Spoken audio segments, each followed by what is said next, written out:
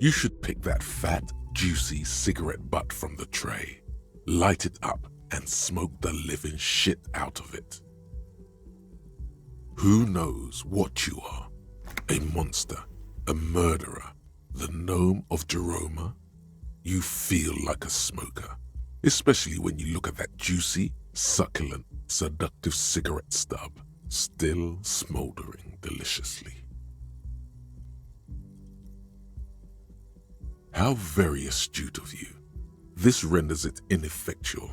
You should look for a whole cigarette, or better yet, an entire pack.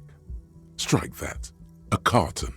Make sure they're all healthy and able-bodied, then smoke them all. Good. They'll make you stronger and better.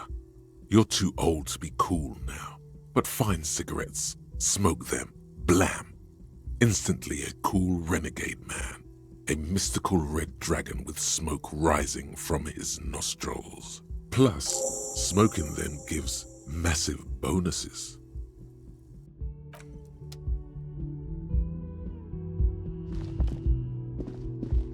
The door is closed. This door can only be opened with a key or from the inside. As you hold the metal, you sense the warmth left there by her hand. There is no answer. You hear the shower being turned on, somewhere inside. A tremendous loneliness comes over you. Everybody in the world is doing something without you.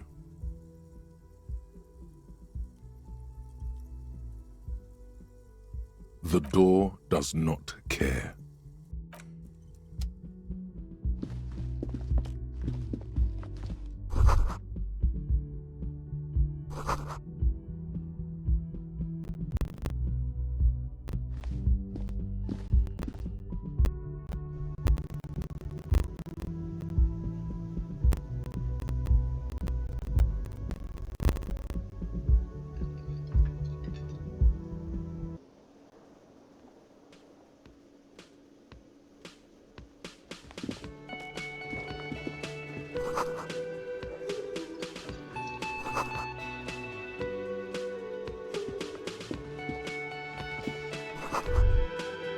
You should totally sing karaoke here, the first chance you get.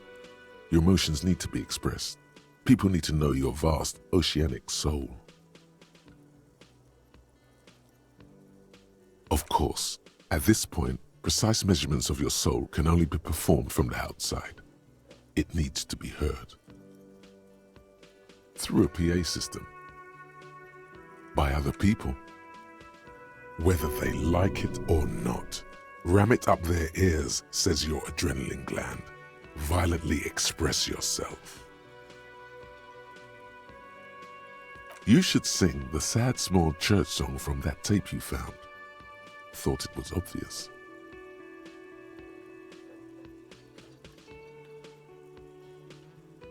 No, don't sing the happy song. It's stupid. Sing the sad song. It's profound. You would need another copy of the tape first, though. The one upstairs is destroyed. Who is mistakenly identified as a cop for his prominent jawline?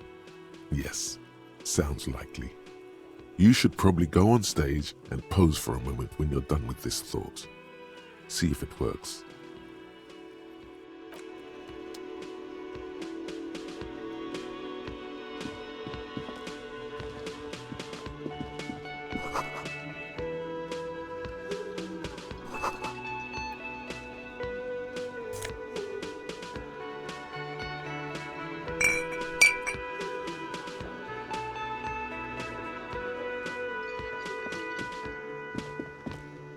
A man in his late 20s stands behind the counter, inspecting a stuffed seabird. As you approach, he gives you a sideways glance, then looks down again. A competent work of taxidermy. The white and brown seabird lies among piles of coasters and drying mugs. One of its wings broken. The man is trying to mend it. Looks like the bird was ripped off the shield that was used to mount it, most likely on a wall. A small engraved steel tag says, the Great Skua, Steaquarius Skua.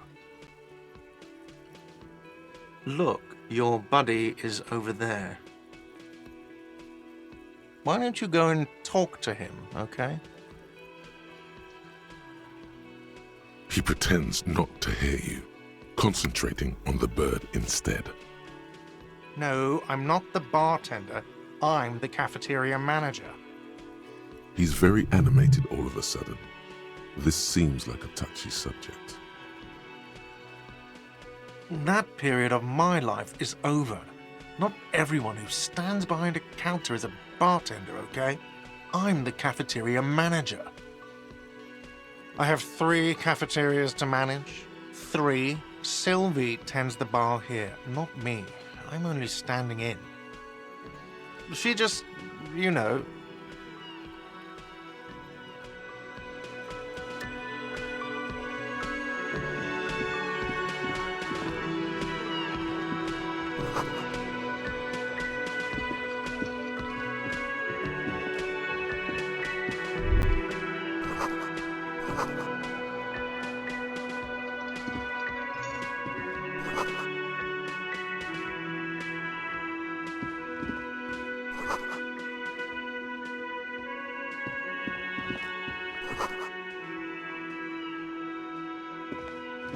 Hello, sweetie.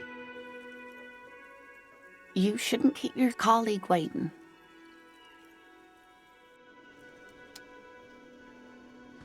A bespectacled man in an orange bomber jacket is tapping his foot on the floor.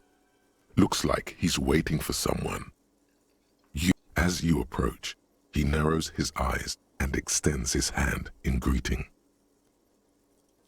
On the sleeve of his bomber jacket, as well as on its back, are the same enigmatic white rectangles as on your blazer.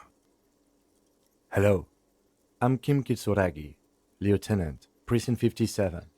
You must be from the 41st. You realize he's waiting for your name. Raphael Ambrosius Cousteau.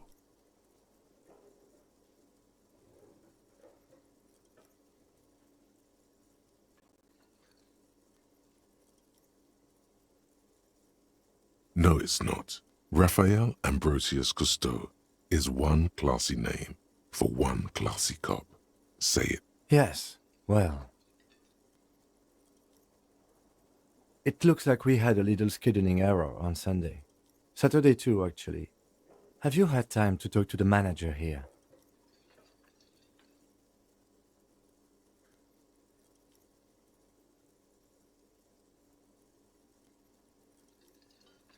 If you don't mind, we should talk to him again.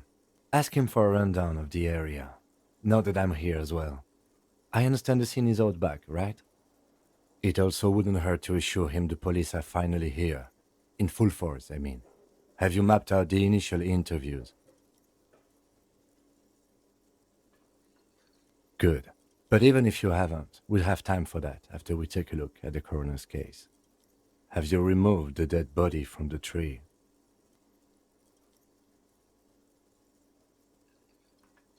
So, the body is still in the tree. This is the first time you detect a weariness in the lieutenant's voice. It is obvious he would have preferred for the body to no longer be in the tree. Where it has been hanging for 7 days straight. We should go there as soon as we are done talking to the owner. What a shame. Get to it now. Rip that body down from the tree.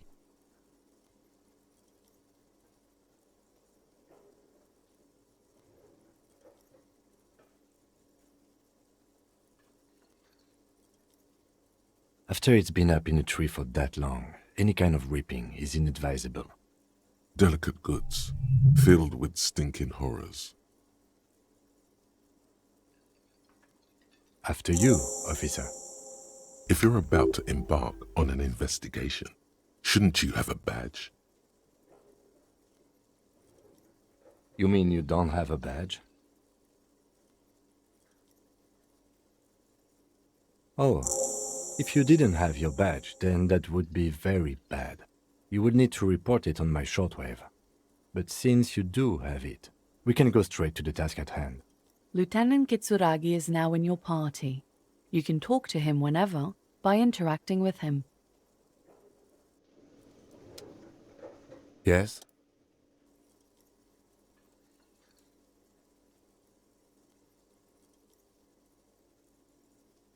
What do you want to know?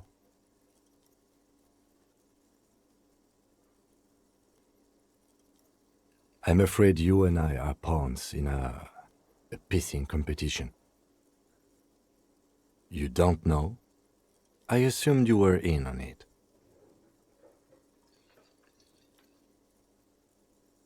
It's just stupidity. We shouldn't waste any more time on it. If you want my take, ask me after we've inspected the victim. Later. Was there anything else you wanted to know about the case?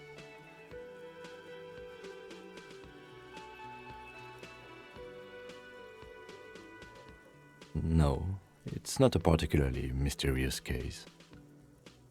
The deceased is a security guard for a corporation involved in a labor dispute. It doesn't take a DeLorean polymath to put the pieces together. I just don't see the case getting more mysterious than that.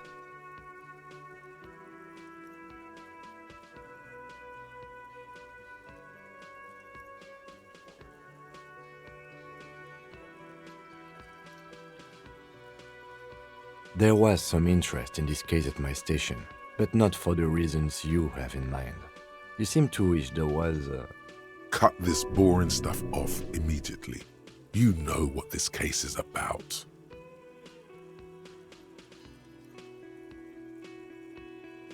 Yes, it just so happens there's a beautiful blonde 19-year-old woman at the heart of this case. A rich one, in fact, part of a murder sex cult.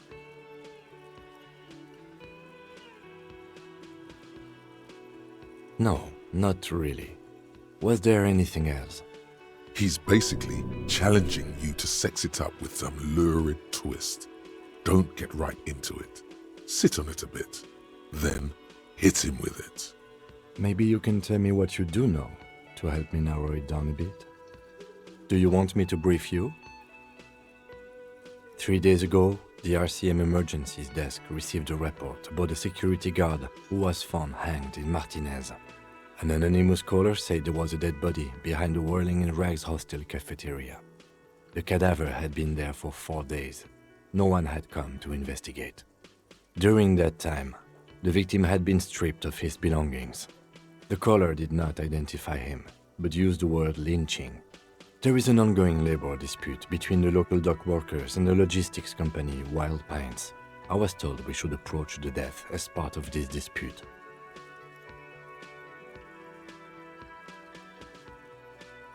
To find him or her is one of our tasks here.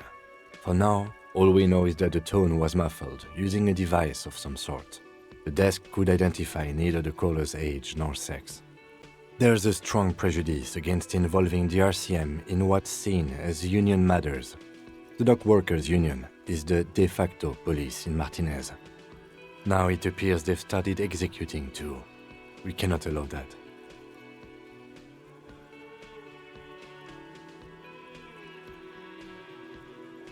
Just to be clear, we are police officers. It's our job to find the killer.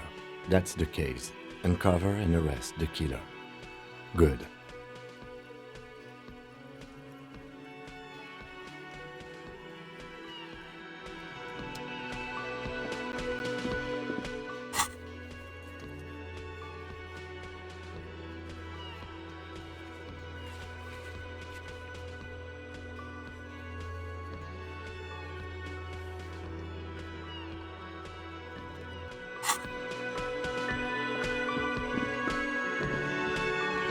The man with the unimpressive beard notices you approaching. He drops the ledger he was holding and turns to the lieutenant. Mr. Gart, right? You're... Yes? I am Kim Kitsuragi from Precinct 57. This is an inter-district investigation, so joining me from Precinct 41...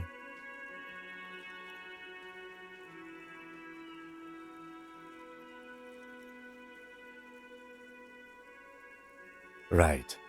Now, I know it took us a while to arrive at the scene. It also took you a while to call us and report the dead body. It was you who placed the call, yes? No, I only just got here. It was probably Sylvie who called you. She usually works the bar here. I'm only temporarily taking over her duties. Do you have her number? As a matter of fact, I do. This sounds like something you can use to call this Sylvie later. You said you just got here. From where? Are you a local? What, of Martinez? No, I live in Jamrock. I only sometimes come here to keep an eye on the place. This is just one of the many, many cafeterias I manage. But you still know your way around, yes? In case we need directions. Yes, I know where some things are, but as I said, I don't live here. I just used to work here. And I'm not going to start working here again, if that's what you think. I didn't imply that. Detective. I have everything. You?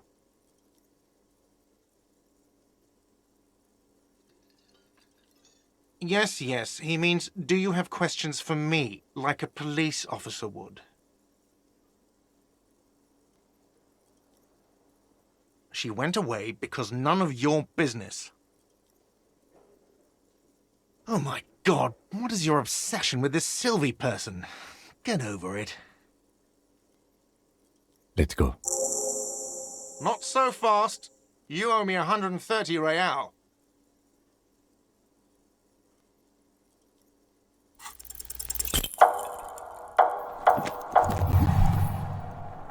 One moment you're running like the wind, then you've suddenly turned around and are giving him the finger, furiously, with both hands.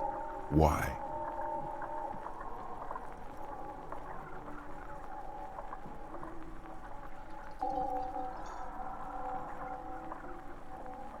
That's true, yes, and it's worrying. But let's not fixate on it. Look at that stupid bartender instead. He has no idea what's going on. You and your fuck you fingers floating in the air. Barkeep's got his mouth agape like an idiot.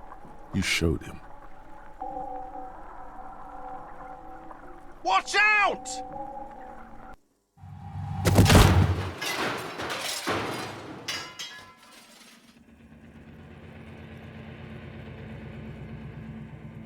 Everything goes dark. Back so soon.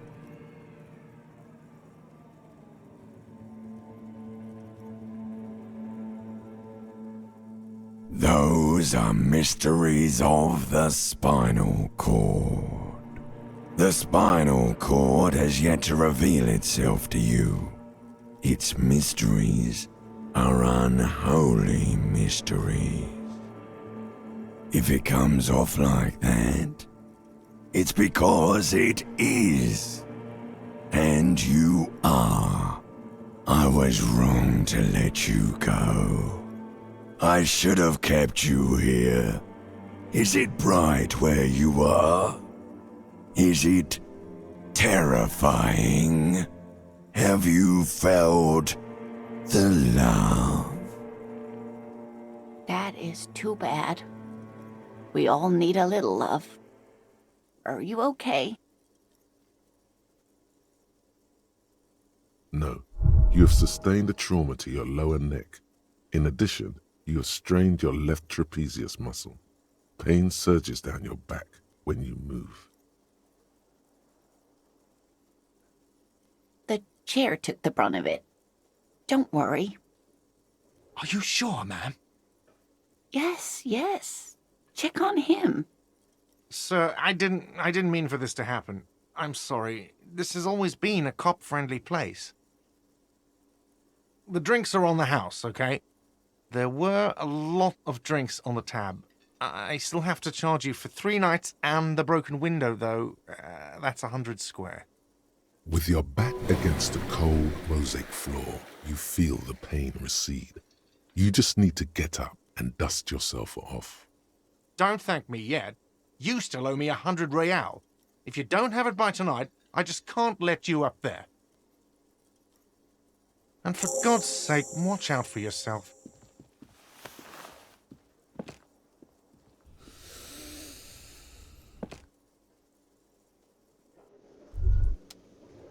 By the way, where is home? The address is coming up blank, and this place sure isn't it. But you've been at this hostel cafeteria for only 3 nights. Where were you before? You had to be somewhere. In time or space? That doesn't sound like somewhere you can stay if you run out of money.